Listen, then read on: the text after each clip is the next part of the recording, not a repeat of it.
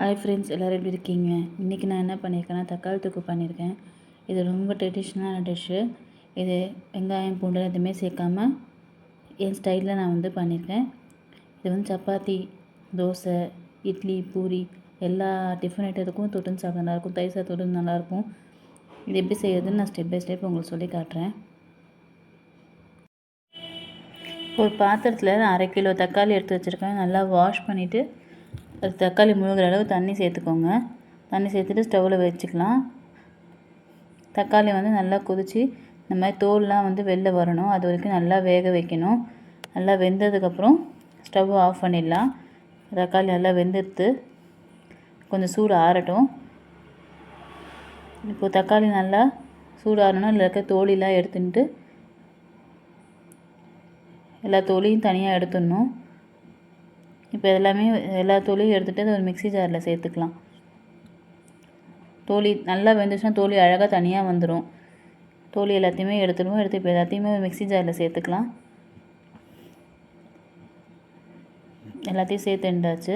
1/2 spoon மஞ்சள் பொடி, 2 spoon காரப்பொடி, மிளகாப்பொடி 2 சேர்த்து நல்லா நைஸாக அரைச்சி எடுத்துட்டுலாம்.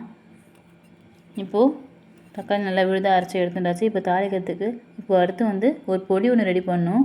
அது ஒரு ப்ளெயின் ட்ரை பேனில் 2-3 டேபிள் ஸ்பூன் தனியா நல்லா ரோஸ்ட் பண்ணி நல்லா வறுத்து எடுத்துக்கோங்க. மீடியம் ஃப்ளேம் தனியாக நல்லா வறுத்து எடுத்தாச்சு. அதே பேனில் ஒரு டேபிள் ஸ்பூன் வெந்தயம். இது 2 தாங்க மெயின் வாசனைக்கு. 2 தனித்தனியாக வறுத்து எடுக்கணும். 2த்தையும் நல்லா வறுத்து எடுத்தாச்சு. இப்போது தக்காளி தொக்குக்கு தேவையான அளவு நல்லெண்ணெய் சேர்த்துக்கணும். 1 ஸ்பூன் கடுகு, 2 ஸ்பூன் கடலைப்பருப்பு, உளுத்தம்பருப்பு, மிளகாய் வத்தல் நல்லா ஒரு 6-7 மிளகாய் வத்தல் கிள்ளி வச்சுருக்கேன், அதை சேர்த்துக்கிறேன். அப்புறம் ஒரு கைப்பிடி நிலக்கடலை, இது வேணும்னா சேர்த்துக்கலாம், சேர்த்தா நல்லாயிருக்கும். எல்லாத்தையும் சேர்த்துட்டு ஒரு வதக்கிட்டு ஒரு கைப்பிடி அளவு கருவேப்பிலை சேர்த்துட்டு இப்போ எல்லாமே இப்போ அரைச்சி விழுது அதில் சேர்த்துக்கலாம்.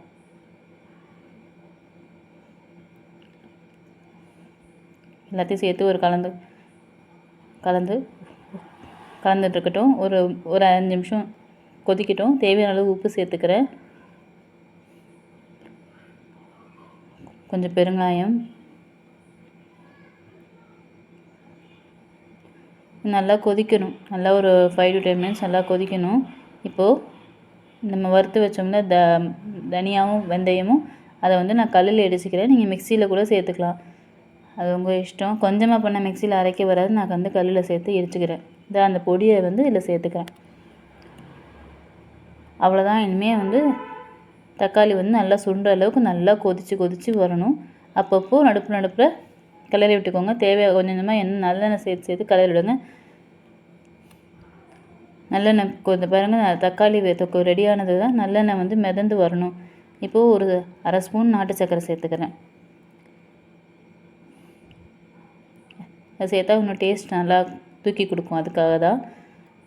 இப்போ தக்காளி தொக்கு ரெடி ஆகிடுது. சைடில் எண்ணெயெல்லாம் வெளில வர ஆரம்பிச்சிடுது. நிறையா எண்ணெய் இந்த மாதிரி வெளில வந்தாலே ரெடி ஆகிடுதுன்னு அர்த்தம். அது பாருங்கள், சூப்பராக ரெடி ஆகிடுது. அவ்வளோதான் தக்காளி தொக்கு. இதெல்லாம் சூடாகணும். ஏர்டைட் பாக்ஸில் எடுத்து ஸ்டோர் பண்ணி வச்சுருந்தோம்னா ஒரு 1 வீக் வரைக்கும் நல்லா வச்சுருந்து சாப்பிட்லாம், கெட்டு போகாது. ரொம்ப சிம்பிளான டிஷ்ஷு. ஒவ்வொருத்தர் ஒவ்வொரு ஸ்டைலில் பண்ணுவாங்க. நான் இது என் ஸ்டைலில் பண்ணியிருக்கேன். அவ்வளோதான், இதை எடுத்து இதை நான் வேறு ஒரு பாக்ஸில் மாற்றி வச்சுருக்கேன். இது வந்து எல்லா டிஃபன் ஐட்டத்தோடையும் தொட்டு சாப்பிட நல்லா டேஸ்ட்டாக இருக்கும். இதை நீங்களும் உங்கள் வீட்டில் ட்ரை பண்ணி பாருங்கள். சூடு ஆறணுன்னா இதை நம்ம ஃப்ரிட்ஜில் ஸ்டோர் பண்ணி வச்சுக்கலாம். இதை பண்ணி பார்த்துட்டு எப்படி இருக்குன்னு கமெண்ட்டில் சொல்லுங்கள்.